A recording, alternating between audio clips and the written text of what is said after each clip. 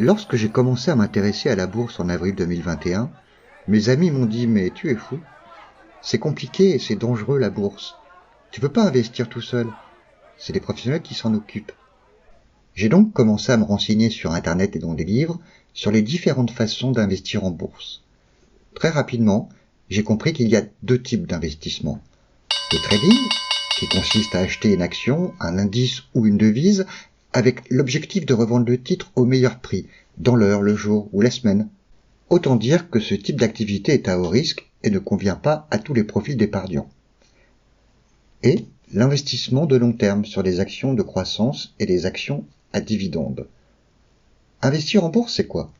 Investir en bourse, c'est acheter des actions de sociétés cotées et donc d'acquérir des parts de propriété dans ces entreprises. De fait, chaque action représente une part du capital de la société. Quand vous achetez une action, vous devenez ce qu'on appelle un actionnaire. Ce qui signifie, ni plus ni moins, que vous devenez un associé de l'entreprise. Pourquoi investir en bourse est intéressant pour les investisseurs ?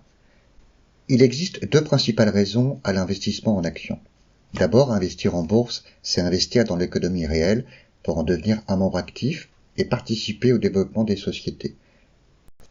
Une société qui émet des actions vend aux actionnaires des parts de son capital pour lever des fonds, afin de financer sa croissance. Cet argent pourra par exemple lui servir à se développer à l'international, lancer des projets de recherche et développement pour créer de nouveaux produits ou améliorer les produits déjà commercialisés, embaucher du personnel. Investir en bourse, c'est aussi et surtout profiter du rendement très intéressant que procure ce type de classe d'actifs sur le long terme.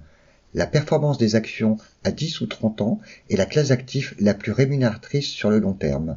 Donc la conclusion est qu'il ne faut pas investir l'argent qu'on n'est pas prêt à perdre et qu'il faut investir uniquement dans des actions de société qu'on connaît.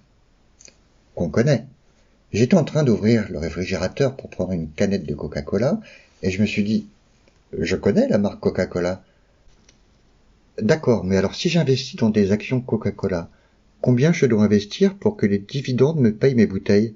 Je tiens à vous informer que je ne suis pas un conseiller financier et qu'il est important de faire ses propres recherches avant d'investir sur les marchés. Ne foncez pas tête baissée sans savoir dans quoi vous investissez, gardez toujours votre esprit critique. C'est vraiment le meilleur moyen de faire de l'argent sur les marchés financiers. L'investisseur doit se rappeler que la valeur d'un investissement, ainsi que les revenus qui en découlent, peuvent varier à la baisse comme à la hausse, et que les performances passées ne sauraient préfigurer les performances futures. Investir dans des actions constitue un placement considéré comme l'un des plus risqués, dans le sens où il est possible de subir une perte en capital entre le moment de l'achat et celui de la revente des titres. Pour commencer, j'ouvre une recherche Google et je tape Coca-Cola Google Finance. Je vois que le cours de l'action est à l'heure où je tourne cette vidéo de 60,29 $. Je note également que le symbole de l'action est KO et qu'elle est cotée au New York Stock Exchange. Sur le côté, il y a différentes informations, mais celle qui m'intéresse pour le moment, c'est rendement. Le dividende est de 2,79%. La société Coca-Cola, officiellement nommée The Coca-Cola Company of Atlanta, est une entreprise américaine spécialisée dans les boissons non alcoolisées. Il s'agit de l'une des plus importantes sociétés américaines dont la notoriété et la popularité sont mondiales. Elle est la troisième entreprise agroalimentaire du monde et son siège social est localisé à Atlanta en Géorgie. Son PDG est James Quincey. Elle est surtout connue pour son produit phare, le Coca-Cola. N'hésitez pas à mettre un petit pouce bleu sur la vidéo si elle vous plaît. Et, si vous êtes nouveau sur la chaîne, n'oubliez pas de vous abonner et d'activer la notification pour ne rater aucune de mes prochaines vidéos. Étant résident fiscal français, j'ai deux possibilités pour acheter des actions. Le PEA, plan d'épargne en actions, et le CTO, compte titre ordinaire. Si vous voulez davantage de détails sur les deux, dites-le moi en commentaire, je ferai peut-être une vidéo spécifique sur le sujet. J'ai déjà un PEA auprès de ma banque, mais comme je m'intéresse au marché américain, j'ai fait quelques recherches sur les CTO. Les frais étant souvent importants sur les CTO classiques, mon choix s'est porté sur un CTO allemand. Trade Republic me permet d'investir dans des actions et des ETF et de mettre en place un plan d'investissement programmé sans commission variable et à 1 € par ordre. L'ouverture du compte se fait complètement en ligne en moins de 10 minutes. Mais revenons à mon action Coca-Cola. Sur l'interface Trade Republic, je retrouve les informations comme le cours en temps réel de l'action et le rendement du dividende qui est de 2,79%. Coca-Cola est une action qui verse en -4, c'est-à-dire qu'elle verse les dividendes en avril, en juillet, en octobre et en décembre. Le dividende annuel par action est d'1,42 €. Donc cela signifie qu'en 2021, elle a versé 35 centimes en avril, 35 centimes en juillet, 36 centimes en octobre et 37 centimes en décembre par action. Coca-Cola fait partie de ce qu'on appelle les Dividend Kings. Pour figurer dans cette liste, c'est très simple, l'entreprise cotée doit avoir versé un dividende en progression chaque année depuis au moins 50 ans. Je le répète, pendant 50 ans, l'entreprise doit avoir réussi le tour de force d'augmenter son dividende année après année, et ce, malgré les différents contextes de marché. Coca-Cola verse son dividende en progression depuis 58 ans. Je suis un consommateur régulier de Coca-Cola. Je sais que c'est pas bien, qu'il faut éviter les boissons sucrées, mais j'aime ça. J'achète environ un pack de 4 bouteilles de 50 centilitres par semaine, à 3 €.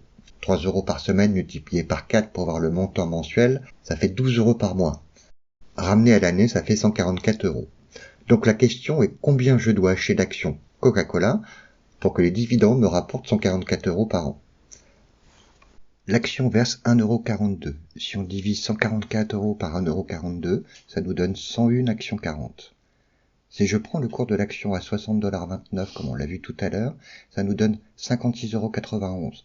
Il faut investir 5 770,67 € pour que les dividendes me remboursent mes bouteilles de coca. T'as pas oublié quelque chose dans tes calculs? Si, c'est une chose importante à bien prendre en considération. La fiscalité. C'est un vaste sujet, mais pour rester simple, sur les actions américaines dans un compte titre ordinaire, le taux de fiscalité est de 30%. C'est la fameuse flat tax. Lorsqu'on reçoit les dividendes, le courtier, dans mon cas Trade Republic, va prélever automatiquement 15% qui seront versés directement au fisc américain. Je devrais déclarer les 15% restants sur ma déclaration d'impôt. Si je veux obtenir 144 € net d'impôt de dividendes par an de la société Coca-Cola, il faut ajouter 30% d'actions. Donc 101 actions 40 plus 30%. Il faut acheter 30 actions 42 supplémentaires, donc un total de 131 actions 82 au prix de 56,80 €. Le montant total que je dois investir est de 7 500,80 €. Tout ceci n'est qu'une simple démonstration pour vous expliquer le plus simplement possible comment investir dans des actions. Encore une fois, vous devez faire vos propres recherches et sachez que le meilleur portefeuille qui existe peut être résumé en un seul mot: diversification. Il est préférable d'avoir un panier de plusieurs actions et d'investir avec méthode. DCA. C'est peut-être ma prochaine vidéo. Et si vous désirez commencer à investir dans des actions à dividendes de croissance et des ETF, je vous recommande le courtier sans commission Trade Republic. Vous pouvez retrouver le lien dans la description de cette vidéo. Et je vous dis à bientôt.